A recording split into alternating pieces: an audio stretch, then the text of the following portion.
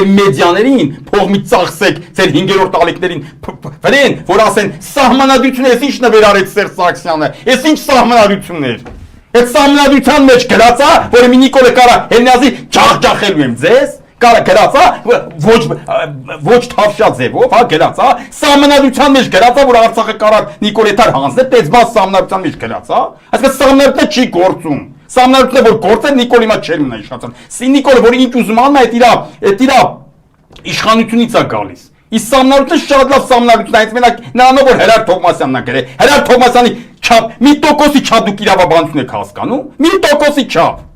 Ուրեմն Հրար Թովմասյանը ձեր չափ չի հասկանում, որ սամնարություն էր գրում։ Թե Սերժը ձեր չափ հայրենասիրություն չուներ։ Որ ասենք հայանպաստ սամնարություն գրվել իր իշխանության օրոք։ Էդ ուրեմն քանի կար Լուսնե ջան, այս սամնարությունն էր մեղավոր, որ տեղի ունեցավ հեղափոխություն։ Սամնարությունը որ տես չլներ, հեղափոխություն չէր լինի։ Հիմա էլ ասեն, սենեն սահմանադրությունը իշխանություն վերցնելը անհնար է։ Լավ էլի արա։ Հիմա մի հատ կողմնոշվեք, էսի հեղափոխության տանող սամնարությունը, թե հեղափոխությունները կանխարգելող։ Ուրեմն որ պայն որ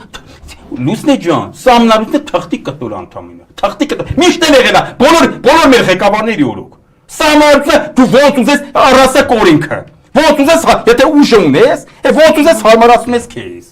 Պետք չի օրենքի վրա, ասել օրենքն է վատ է, այդ օրենքը որ կիրառվի շատ լավ արդարություն կլինի։ Իշխանությունը ունեն բոլորն էլ։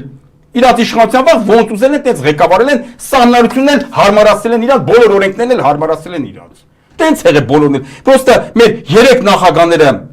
մեր նախկին 2 իշխանությունները ՀՀՇ ու հանրապետական, եղել են պետականամետ իշխանություններ, ինչ արել են պետությանը օգուտ են բերել, սա կազգակործան են։